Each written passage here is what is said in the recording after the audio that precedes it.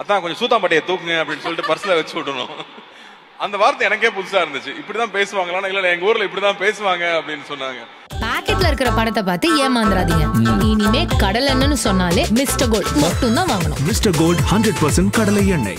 ஆச்சி கொழுக்கட்டை மாவு வந்தாச்சு. ஆச்சி கொழுக்கட்டை மாவிற்கு கொழுக்கட்டை அச்சை கேட்டு வாங்குங்கள். Jayachandran Gold and Diamonds, now at Palikatnai. என்ன மாமா சௌக்கியமா?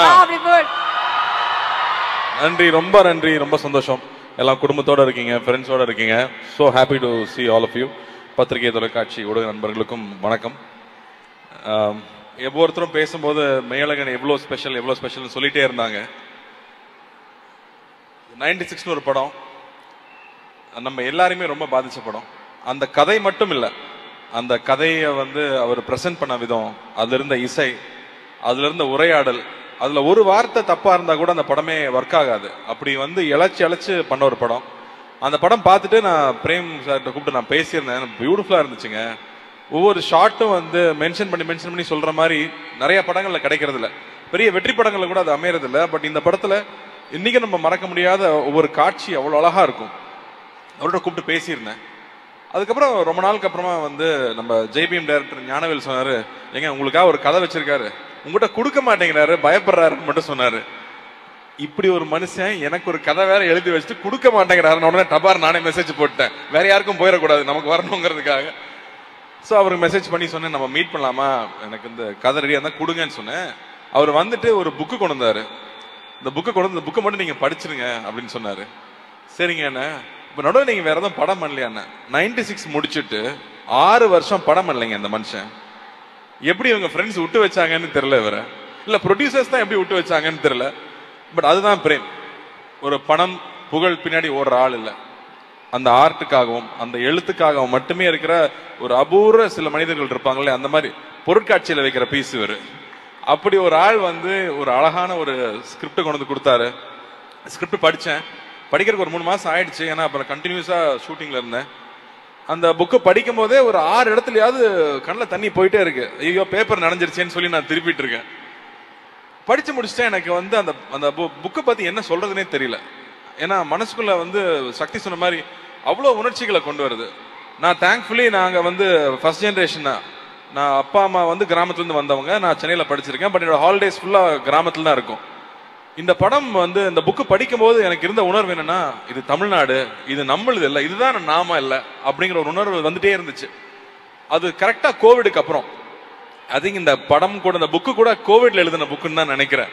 ஏன்னா கோவிட் அந்த பீரியட் நம்ம எல்லாருமே யோசிக்க வச்சிருக்கு. நம்ம எங்க போயிட்டு இருக்கோம், நம்ம அப்பா அம்மா என்ன இருக்காங்க, அப்பா அம்மா கிட்ட பேசுறோமா, அண்ணன் தம்பி கூட பேசுறோமா, நம்ம சொந்தக்காரங்க கூட பேசுறோமா, நம்ம ஊருக்கு போறோமா, நம்ம குலதெய்வம் கோயிலுக்கு போறோமா, அந்த தேடல் எல்லாருக்கும் இருந்துட்டே இருக்கு. நான் இப்போ சென்னையில ஒரு தீபாவளி பொங்கல்னா சென்னை காலி, இங்க யாருமே இருக்கிறது இல்ல. டோல்கேட்ல போய் நின்னோம்னா அத்தனை வண்டி நிக்குது. எல்லாரும் ஊருக்கு தான் போயிட்டு இருக்காங்க. எல்லாருக்குமே ஒரு தேடல் இருக்கு. நம்மளுடைய ரூட்ஸ் என்னவோ அதை விட்டுறக்கூடாதுங்கிற தேடல் இருக்கு.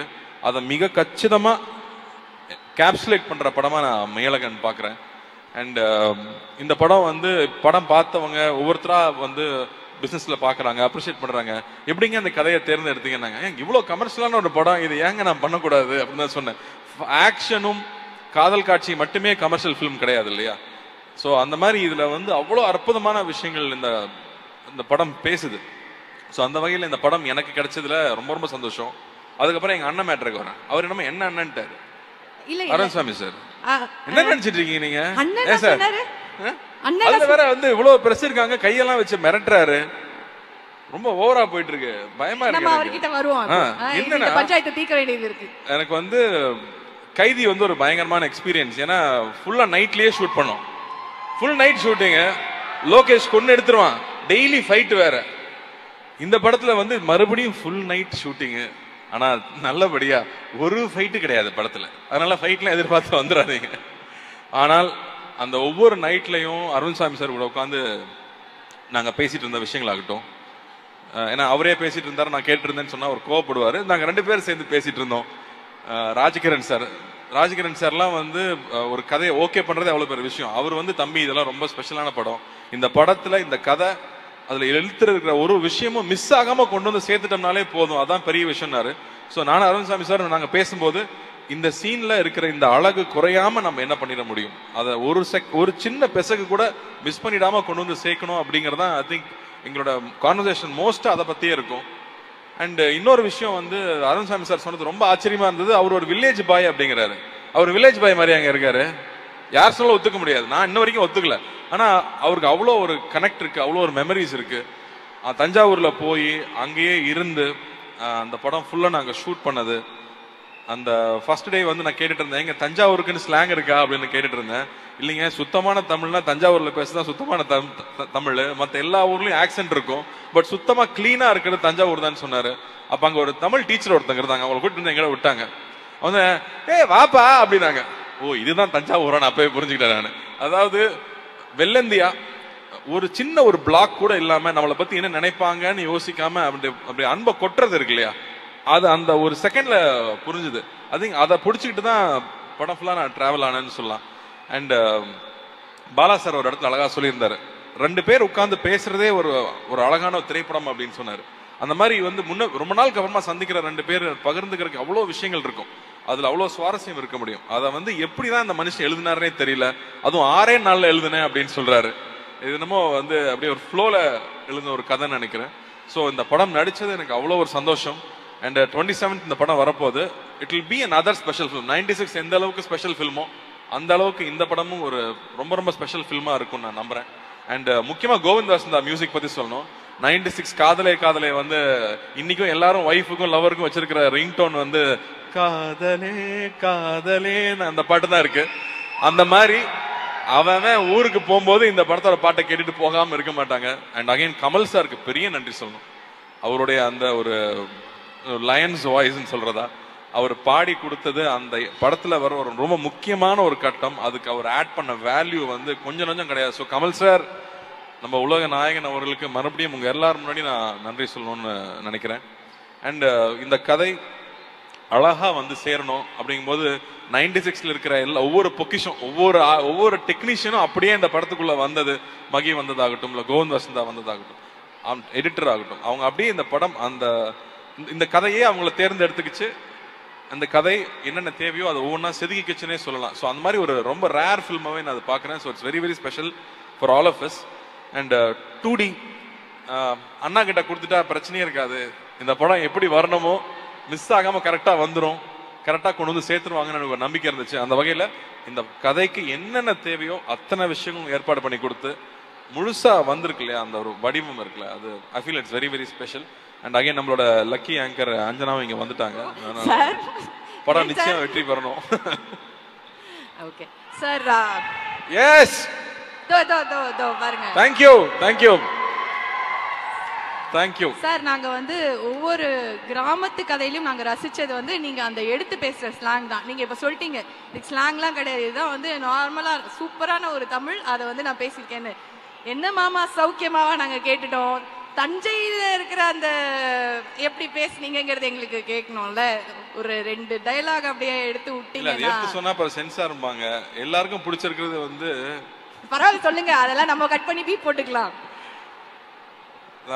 அத்தான படம் ஃபுல்லா வந்து அருண்சாமி சார் அத்தான்னு பேசிய கொலை எடுத்துட்டேன் நான். அதுல ஒரு சீன்ல வந்து சாப்பிட்டுட்டு இருப்போம், அவர் பர்ஸ்ல நிறைய காசு இருக்கும். இவ்வளோ காசை யாராவது பேக்ல வைப்பாங்களா? பர்ஸ்ல தானே வைக்கணும். அவர் வர சாப்பிட்டு இருக்காரு, அவர் எழுப்பணும். எப்படி எழுப்புறது? அதான் கொஞ்சம் சூத்தாம்பட்டியை தூக்குங்க அப்படின்னு சொல்லிட்டு பர்ஸ்ல வச்சு விடணும். அந்த வார்த்தை எனக்கே புதுசா இருந்துச்சு. இப்படிதான் பேசுவாங்களா? இல்ல எங்க ஊர்ல இப்படிதான் பேசுவாங்க அப்படின்னு சொன்னாங்க. சோ இந்த யதார்த்தம் இருக்கு இல்லையா, எந்த ஒரு ஸ்கிரீன் இல்லாம ஃபில்டர் இல்லாம நம்ம நோ ஃபில்டர்னு போடுவோம்ல ஹேஷ்டேக்ல, அந்த மாதிரி நோ ஃபில்டர் ஜோன்ல இருக்க ஒரு கேரக்டர். நம்ம ஊர்ல பொதுவா ரொம்ப நல்லவனா இருக்கிறவன் பாசமா இருக்கிறவனை வந்து ஏமாளின்னு சொல்லிடுவோம். ஆனா அந்த மாதிரி கேரக்டர்ஸ் அவர் கிரியேட் பண்ண கேரக்டர் வந்து மத்தவங்க என்ன சொன்னாலும் தன்னோட இயல்புல இருந்து மாறாம இருக்கிற கேரக்டர் இருக்கு இல்லையா. சோ அதுதான் அந்த கேரக்டர். அது ரொம்ப பியூட்டிஃபுல்லா எழுதியிருக்காரு அவரு. சோ அதுல அவருக்கு தான் எல்லா பெருமையும். Fits like a glove sir. Karthi sir அந்த மாதிரி தான்ங்கிற மாதிரி தான் நாங்க பாத்துருக்கோம். இன்னும் ஒரு விஷயம் என்னன்னா, நம்ம டைரக்டர் சாருக்கு வந்து ஒரு அழகான ஒரு நாஸ்டாலஜிக் கனெக்ட் வந்து அந்த பாடல்கள் மூலமா கொடுக்கறத 96லயே வந்து பார்த்தோம் இல்லையா. ஏன்னா அந்த ஒரு பாட்டு பாடின உடனே அப்படியே எல்லா ஃபீலிங்ஸும் கொட்டிட்டு வரும் அப்படிங்கிற மாதிரி வந்து ராஜா சார் பாடல்கள் வந்து யூஸ் பண்ணி இந்த படத்துலயும் அந்த மாதிரி நாங்க ஏதாவது எதிர்பார்க்கலாமா? ராஜா சார் மியூசிக் இல்லாம இவர் கதை எழுத மாட்டாருன்னு நினைக்கிறேன். இந்த படத்துலயும் அந்த மாதிரி ஒரு விஷயம் வச்சிருக்காரு. அது ரொம்ப அழகான ஒரு சிச்சுவேஷன்ல வரும். அதனால நீங்க அத படத்துல பார்த்தா நல்லா இருக்கும்னு நினைக்கிறேன்.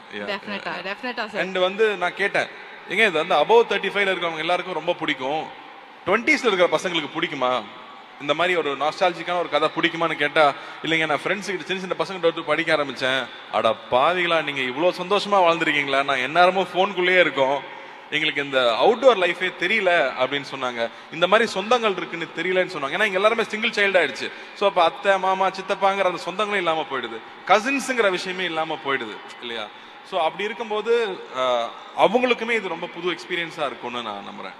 ஓகே, ஸோ நம்ம எல்லாருக்குமே வந்து ரொம்ப அழகான ஒரு விஷயம் வந்து பண்ண ஒரு தெரப்பி மாதிரி அங்கே போய் பார்க்கலாம்னு நினைக்கிறேன் சார் இந்த படத்தை. அண்ட் சரி, ஏதோ உங்களை ரொம்ப தொல்லை பண்றேன்னு சொல்லிட்டே இருந்தாரு அவரு, படத்துல இருக்க மாதிரியே தொல்லை பண்ண. என்ன அப்படி தொல்லை பண்ணீங்க?